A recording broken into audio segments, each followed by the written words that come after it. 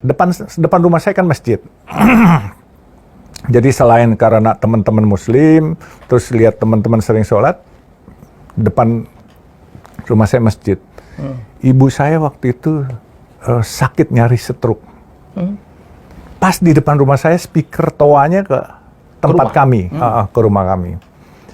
Saya waktu itu kan banyak teman-teman Muslim, walaupun saya belum Muslim, saya berinteraksi. Bergaul ya? Bergaul. Saya bicara sama pengurus masjidnya. Saya bilang, Pak Kiai, saya manggilnya selalu Pak Kiai kan. Pokoknya pengurus masjid saya anggap Kiai lah. Kalau dulu orang bepeci saya anggap Kiai pokoknya gitu kan. Saya bilang, Pak Kiai, ibu saya sakit. Ibu saya kadang-kala suka kebangun-bangun malam kalau dengar suara azan. Boleh nggak bantu saya? Tolong deh 3 hari dikecilin sampai ibu saya sembuh. Atau nanti kami cari tempat saudaranya kami pindahin. Dia bilang, waktu itu saya namanya Alun. Alun, kamu nggak usah khawatir katanya. Kita nggak pakai speaker luar, speaker dalam aja. Kamu minta 3 hari, saya kasih seminggu katanya. Akhirnya seminggu sampai ibu saya sembuh, nggak jadi stroke. Nah di situ saya lihat toleransinya umat Islam luar biasa. Ini salah satu yang bawa saya masuk Islam sebenarnya.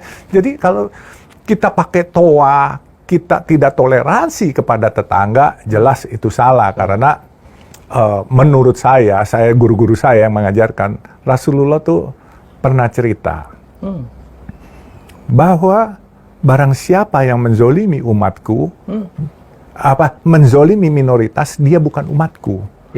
Ya, bahkan saya bisa baca, saya ada satu tulisan, ada perjanjian ini loh, Madinah? Perjanjian Hudaybiyah. Itu ya. Arab Quraisy ya.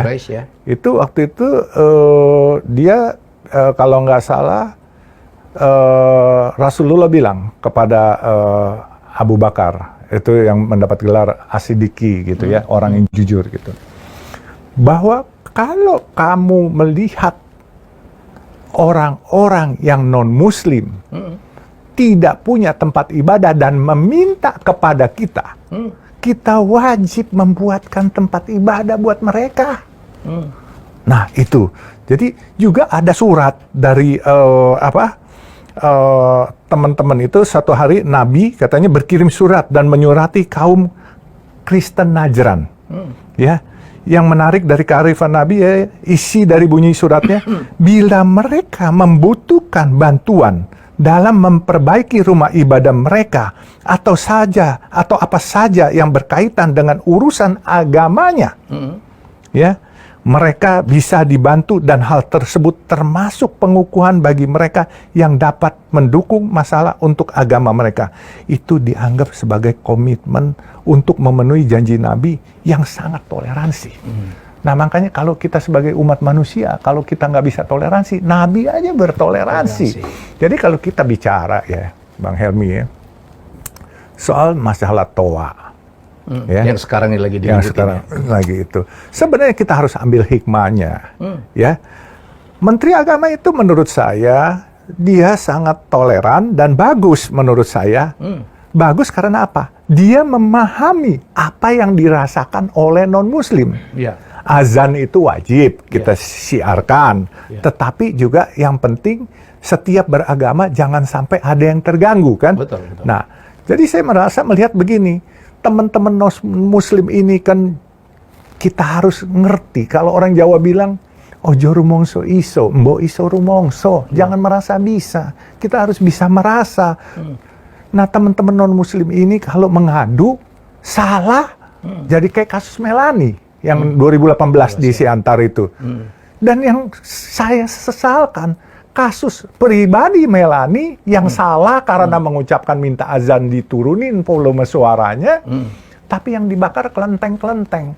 Kan ini kan di luar nalar saya. Ada apa?